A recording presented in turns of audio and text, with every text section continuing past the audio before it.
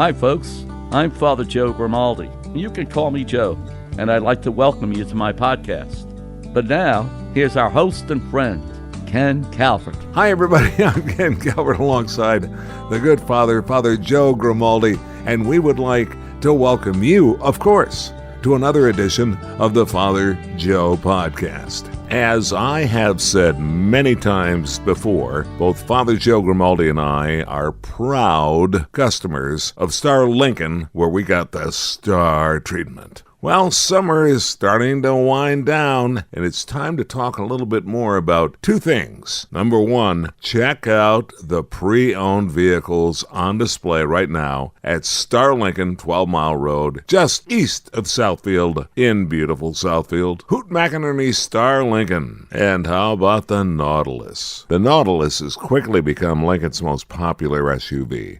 The quickest way to shop Star Lincoln is by going online, starlincoln.com. Shop Star Express. Browse online, reach out when you're ready, then pick up or have your new Star Lincoln delivered right to your front door. Experience the ultimate in luxury with the stunning lineup of Star Lincoln SUVs, starting with the full-size Comfort and Extreme Lincoln Navigator, the 2021 Lincoln Aviator. Visit starlincoln.com. Star Lincoln, home of the star treatment. You know, it always happens. I do a ton of show prep, as we say, in podcasting and in radio. And then out of the blue, I just ask you something, and you say, why did you ask me that? And that moment just happened. I said to Father Grimaldi, because we were talking about the interior of churches. Some tend to be warmer than others, right? Correct, yes. Okay. What's your favorite type of a church to say Mass in? I know you're a big fan of the chapel where you are helping out. Yeah, it's an imitation of the chapels that you knew from years past in France and in Europe and so on. It's a stone chapel, and it's very beautifully set up. There's a certain warmth to it when you go to worship. The crucifix is in the right place, if you want, whatever that means. Yeah. Not does it have to be. Yeah, right. And then you have the stained glass windows that offer a beautiful glow if the sun is shining. And excuse me. yeah, I always think that I can almost imagine on all of the pillars or the columns within the body of that chapel that you could almost have torches, each one of the columns. Instead of electricity. Yeah, yeah. You almost get that feel from the inside of that church. That type of a structure obviously creates a very nice, comfortable feeling. Just about 3 weeks ago, I think, we had a storm, and it was really interesting because I had to say Mass candlelight. Now, some people thought that was so beautiful. Why can't we do that once a month? Yeah. And I says, well, I'll bring it up to the pastor. Yeah. But I just thought that was interesting. Oh, sure. It really added to the atmosphere. The chapel in itself has natural. We talked about that, and you said I think we did. Yeah, and you said that everybody sort of picked up and helped out. They loved it. Yeah. They actually felt like they got more out of that Mass. Yeah, because there was a certain right. warmth. And I suggested that we put forth to the Archbishop. That's right. Or the pastor, the Candle Mass. Yeah. As authored by Father Joe Grimaldi, retired senior priest here in the area. Did you say senior? No, senior. Okay. You have your issues and I have mine. Okay. So let's not go there. That's not what this podcast is all about. Hopefully not. So the interior of the church, we were talking about the interior of a church. Some churches tend to be a little more modern. When they were building new Catholic churches, a lot of things changed on the inside because a lot of churches had to convert from the Ecumenical Council of 1962, right? They had to reconfigure and kind of rebuild the church. Yeah, particularly with the altar not being against the wall as it used to be. Sure. So then they had to reconfigure the sanctuary where the altar is. That's one of the key issues whenever they come up with the architecture of a new church. And of course, even though you can have a whole bunch of modern churches, some tend to use a lot more wood, Wood has a way, I think, of warming up a place. Of course. Maybe not physically, but it certainly gives you the sense of warmth and welcoming. And so that if more wood is used as opposed to more concrete or plaster, what happens is you get a different feel.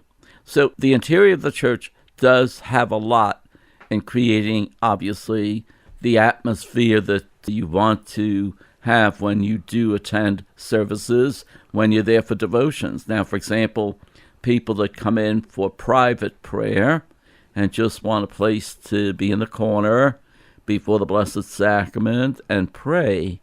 Well, all of that helps if you don't have bright lights and you don't have plaster. All of this warms it up for you, which creates another level of the devotion that you're trying to achieve.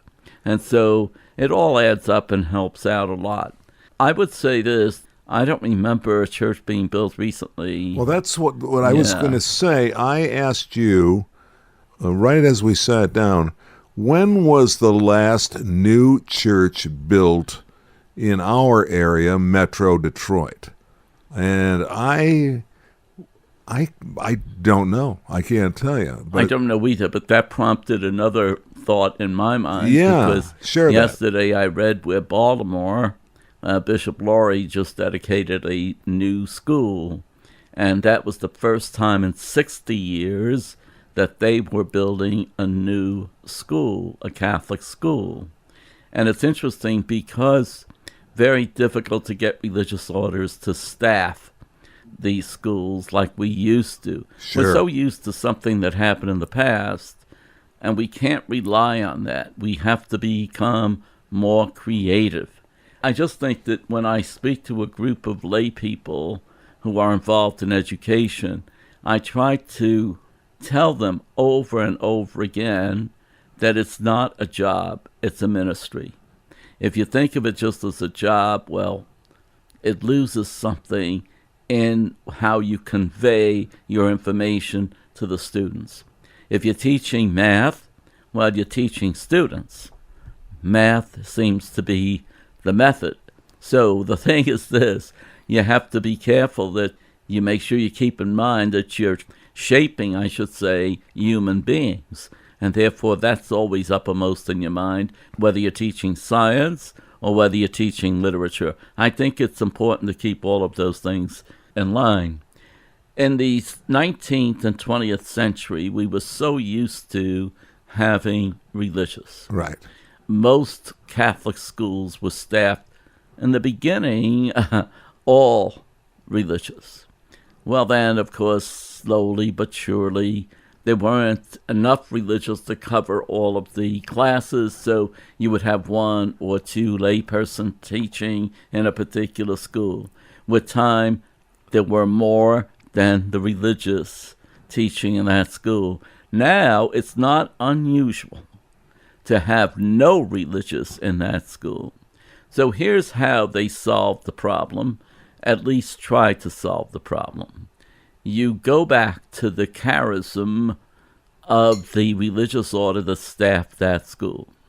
Then you try to instill that charism into the staff of the school in the present day.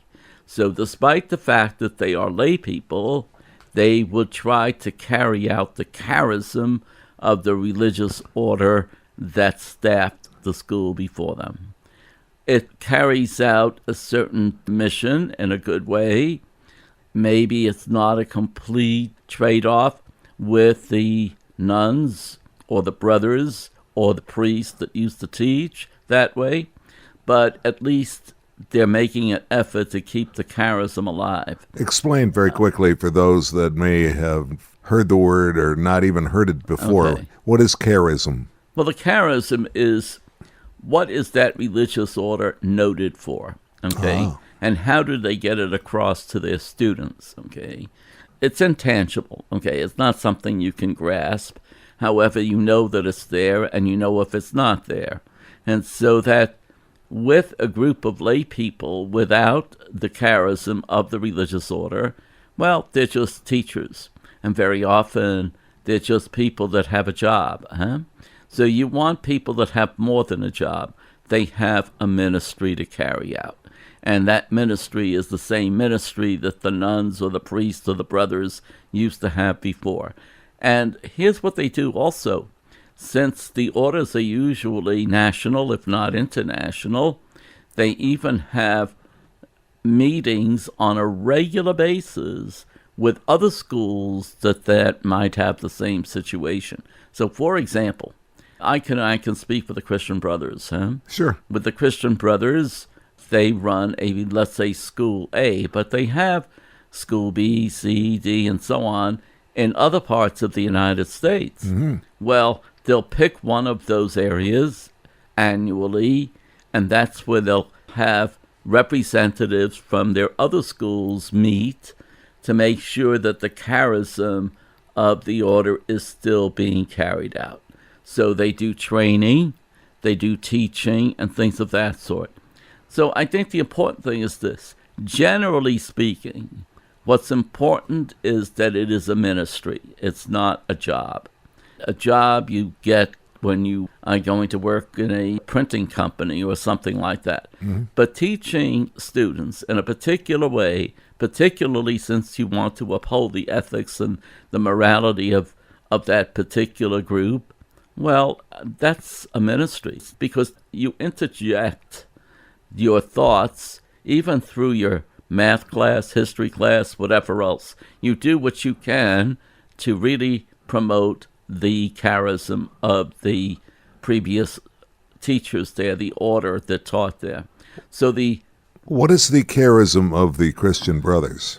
Well, as they say, it's not something tangible. Right. But one of the things they do try to do is the cohesive nature of, and others can do a similar thing, so it's not just them, a cohesive bonding among the students so that even after they graduate, they keep in touch with their groups. Ergo, now, the band of brothers. The band of brothers is Brother good, Rice, yeah. So okay. that they have this cohesive spirit. I mean, even something that my good friend across the room from me, yeah. He engendered the Warriors, which I'm afraid we might have to change the name soon. Yeah. But in any case, it is the Warriors at the school that we're talking about. Well, it's not indigenous to the Native American Indian. No, but it's referred to them. That's what they were always saying. All I'm going to say is that also makes it part of the charism, the colors and whatever they choose and all of that. As I say, it's something intangible, but it's the spirit of the order. Very quickly then, I don't mean to step on you like that, but yeah. I was just thinking, as a kid growing up, I had the Dominicans. What was their charism? The initials at the end of their name is OP, which is the Order of Preachers. Yeah. And so that's what they want to profess, that anyone who graduates will continue to preach the gospel, basically. I see. Oh, okay. That type of thing. Okay. And again, it's something intangible.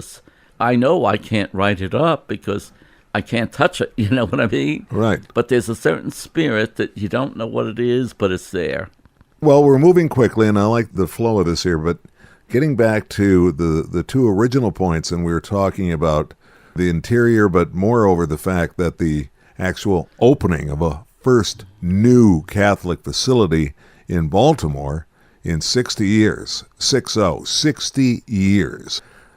That said, what is their staffing going to look like? Is it basically, it's obviously going to be mostly lay, but if it wasn't, who will be the, what's the word I'm looking for, Joe?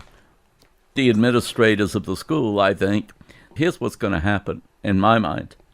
As the religious seem to be dwindling, the numbers seem to be dwindling, they certainly can't take on as much as they used to in the past.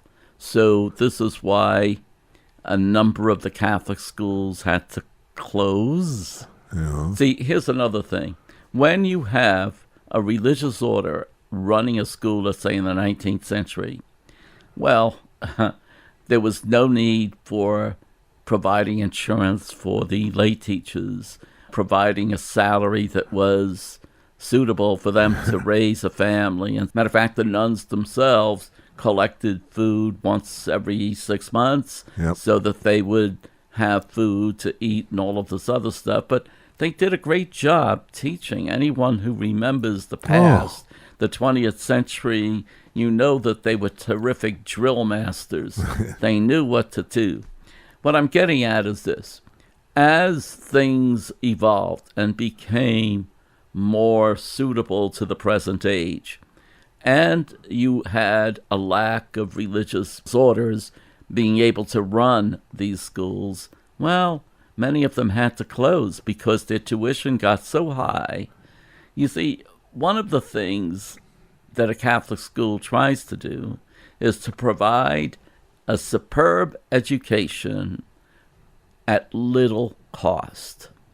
Well, that's relative because little cost is not the same as it used to be years ago. Of course. Now, granted, people are making more money too, but still, if you want to allow anyone who can afford to come to the school, the tuition is no longer inexpensive. As a matter of fact, unfortunately, Catholic schools, parish schools, are almost as expensive as private schools. Not quite, but almost. Yeah. And so, who can afford that? I mean, this is the difficulty. In the past, we were able to take anybody who wanted an education in a Catholic school to come because it was pretty much affordable. I go back 70 years ago, we paid in my private school, Catholic school, $1 a month. Really? Yeah, I'm not kidding. No, I'm sure of that. But then, of course, it went up to 10, then it went up to 100, then it went up, and so on. Of course. But what I'm getting at is things are not as affordable as they used to be, and therefore the school cannot run on little money because nowadays you have to pay a decent wage, and they should. Well, of because course. these people are living there. They have families to take care of and so on. And your facilities have to be yeah. equitable to what's going on around the area here. Yeah, and facilities need to be updated. Well, insurance needs to be available for the teachers. There's a lot of things that you have to do that because everything costs so much more these days and you have to provide it, the tuition has to be much higher. And so this is why even a Catholic school, the tuition, not quite, but almost as expensive as a private school. They have to do that. Yeah. They have to do that. I can guarantee you this, though, they will still have a uniform, and that's good. Uniforms are key. You need to keep everyone. Right? Oh, I see what you mean, in a private school. That's right. Uniforms are paramount, okay? Final question, real quickly. Jesuit school? What about it? What sort of religious order will be running this new school in Baltimore? It's not a religious order. No. See, when that happens is the diocese has to provide it. Okay. And the diocese will pick a board of trustees, which will be all lay people. And therefore the lay people will be choosing the principal, the faculty, and so on and so forth. If they're lucky, they can find a religious order somewhere to help with the situation. But otherwise, no, it's not going to be. Wow. How times have changed, but that's great news. Great news, given the uncertainty we've discussed so many times. Numbers are going down, so at least good news coming out of Baltimore. There was a need for, and they provided, a school within the Catholic Church. That's great. But I think what happens now, though, is the lay people in the parishes have to make sure that the religious education is strengthened. You know, it's no longer just maybe do a little bit of study once a week. You know, they have to do more of a job with religious ed if they're not going to have the Catholic schools. Well, they'll probably attract a good group of people that want to be a part of the growth of that brand new school. We're okay now here, for example, but not all places in Detroit are able to do it. Absolutely. We know that way too well. But with that said, how about a closing prayer for us today? Yeah, it's funny we're talking about schools because that's what the pandemic has caused a lot of people to talk about now because of masks, and some schools are providing masks, others are not, but they're being affected by whatever the rules are. So let's pray for the school year. Father, I am facing a school year of unknowns. You promised to instruct me and teach me in the way I should go. Please counsel me with your loving eye on me. Give our school administrators wisdom to make decisions, and our teachers energy, creativity, safety, and perseverance to teach well in a changing environment. We ask for your protection over each child and school worker. Help me be a light of love and patience to my children and others. Help me walk them out faithfully, looking for your hand and your good and glorifying you in all things. We ask this in the name of Jesus the Lord. Amen. This is Father Joe Grimaldi, and I look forward to seeing you next time on the Father Joe Podcast. We'd like to remind you to share the Father Joe podcast with your friends. You can reach Father Joe at frjoepodcast@gmail.com, and you can find us on Facebook or say, Alexa, play the Father Joe podcast. We look forward to seeing you next time.